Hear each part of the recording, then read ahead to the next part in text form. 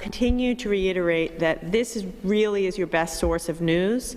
These press conferences, the Department of Health's website, Department of Labor and Training's website, we're going to get you the most up-to-date, most accurate news, fact-based that we can. The amount of rumors and misinformation and frenzied activity on social media is skyrocketing. So it's an anxious time. Facts are power. Tune in here and we'll get you the facts that you need to stay safe and healthy. Today we're going to do again what we've been doing. There are no members of the press here. We want everybody to be healthy. We are taking questions.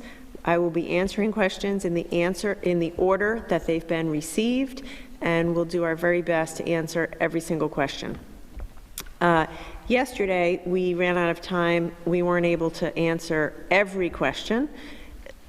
Most of the remaining questions had to do with questions about my decision to activate the National Guard. And there were a lot of people wondering whether that was cause for alarm or whether they should be concerned. The answer is absolutely not. In fact, this should give you a great deal of comfort that I have activated the National Guard, and we now have 1,000 more men and women, trained men and women, at our disposal as we fight this crisis. Look, this is now a 24/7 operation that we're leading here at the state, and so I just needed more folks to help. So it's 1,000 people who we work with. These are the same people that I call up in a snowstorm or a blizzard or a hurricane.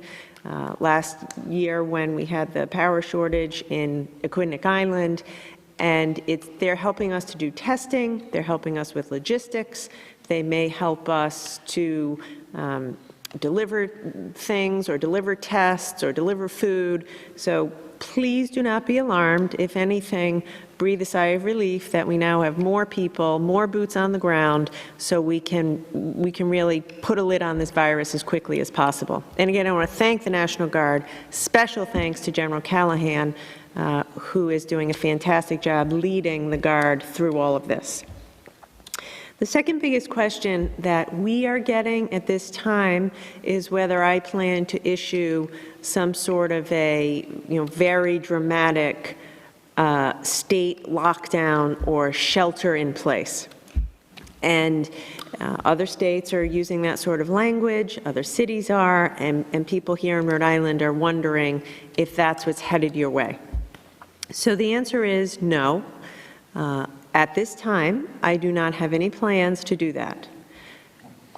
This is a fluid situation, and so it's very likely that I will be instituting some additional restrictions in the next few days, but I have no plans to issue a shelter-in-place or total state lockdown.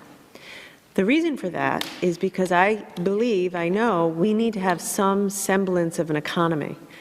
The social distancing directives, which I have already ordered, are radical and are taking an enormous toll on this economy.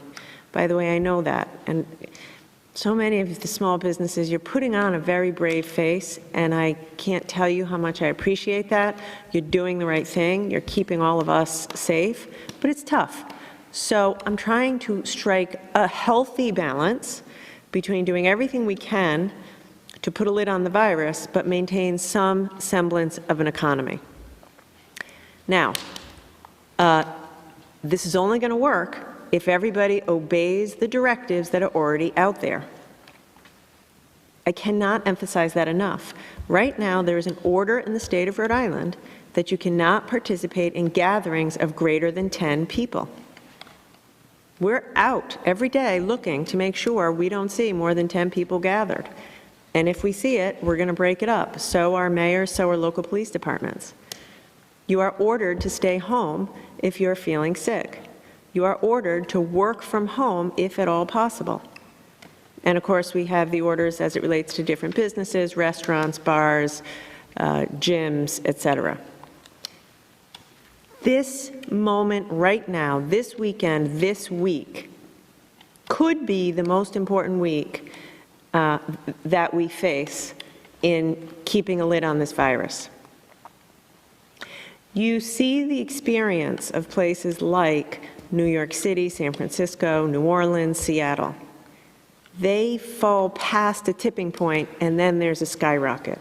We are trying to prevent that and keep a lid on it, so to speak, drive infections down to zero. And so all this radical social distancing, shutting down of the economy, as I said the other day, it's not a joke, and we are not going to be shy about enforcing it, is going to keep you and your family and the rest of Rhode Island safe and save lives. But again, at this point, please ignore the rumors that I'm going to institute some kind of a radical lockdown. There's going to be additional restrictions. I'll be back with that tomorrow and the next day. But tune in here and we'll tell you what those will be if and when we decide we need to take those steps. Yesterday, I signed an executive order allowing there to be takeout wine and beer from restaurants. I understand that the restaurant industry is really getting hurt right now. Just as a reminder, there is no dine-in allowed at any restaurants, bars, coffee shops, or cafes in the state of Rhode Island. And if we see that you're open and there are people sitting in your cafe or your bar, we're going to shut it down. Having said that, we're still allowing delivery and takeout, again, trying to keep this economy going a little bit. And as of today, that means you can also do takeout of wine and beer when you go pick up your food delivery. It's not delivery. There's no home delivery of beer and wine. It's just takeout. So if you order takeout from a restaurant, you can also order beer and wine. When you go to pick up your food, you can pick up your beer and wine. So hopefully this helps a little with revenue for restaurants. I want to address gun permits. I also signed an executive order yesterday related to gun permits. First, I'd like to begin by extending my deep gratitude to members of law enforcement all over the state. I want to thank Colonel Manny for his outstanding leadership and the excellent work of the Rhode Island State Police. I also want to thank every single chief of police and all the local police and first responders.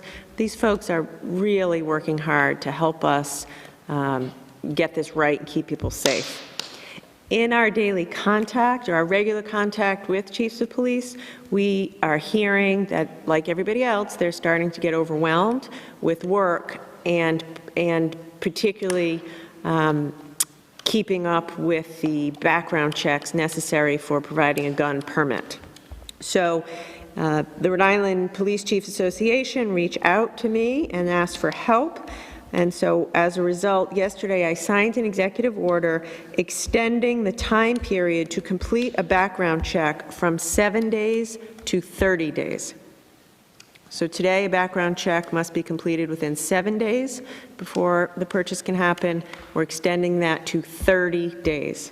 The purpose is to enable our local police departments and the state police to do the work that's necessary around doing the background check before the permit is given.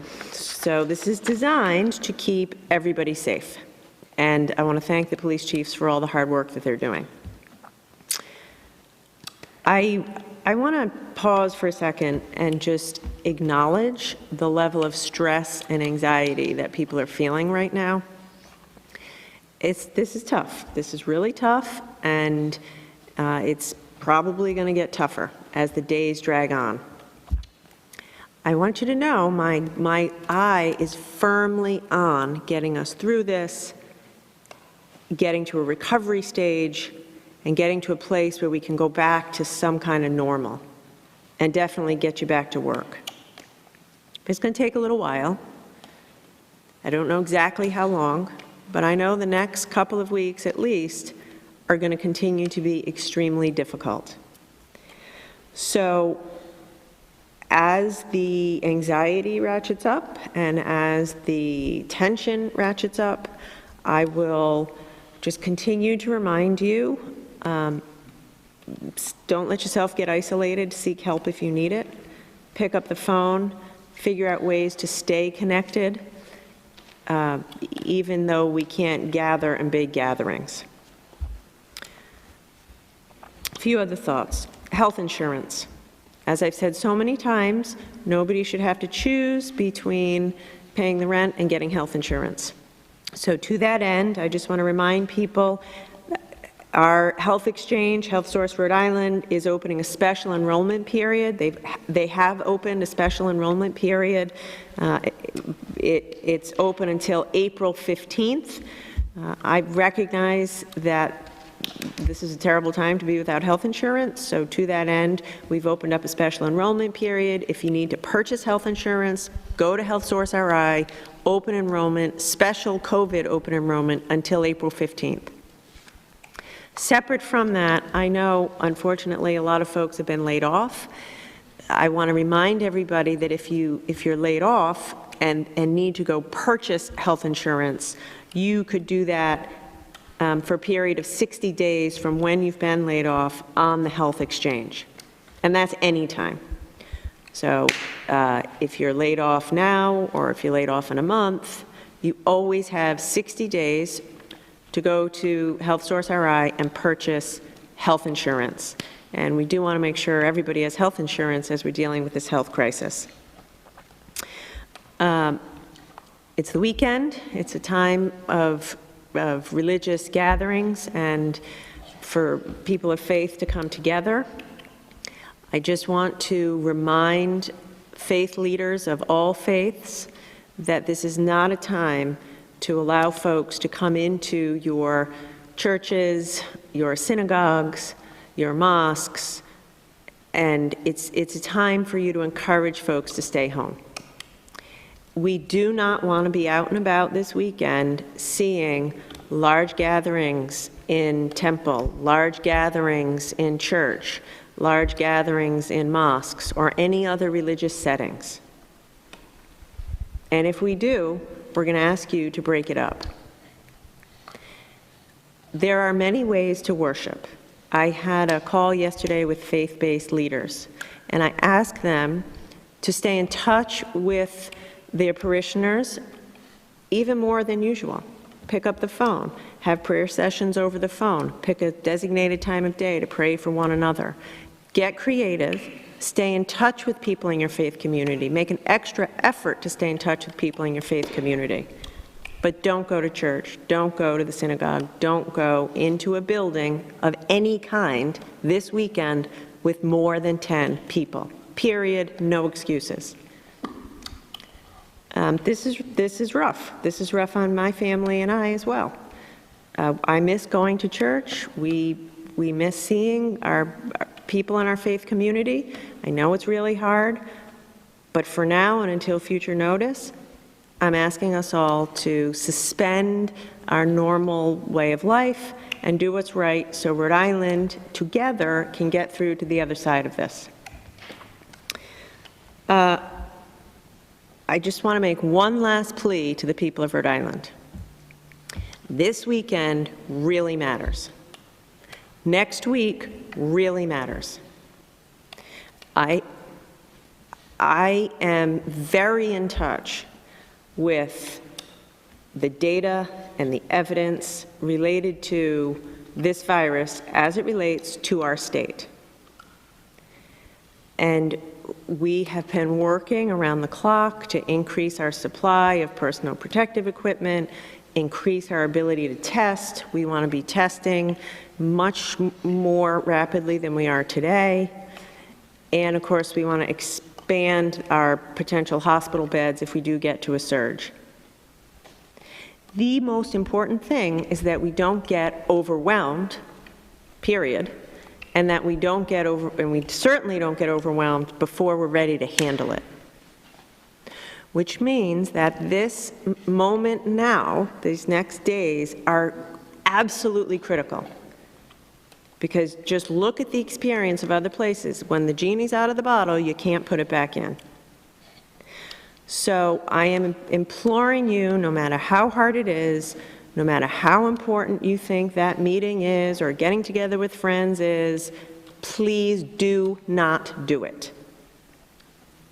Because if you do, you'll be endangering the lives of our healthcare workers, our physicians, your friends, the elderly, and Rhode Islanders who you know and love. And if you follow these directions, it'll really speed up our ability to get back to some semblance of normalcy and get us all back to the life that we want to be living.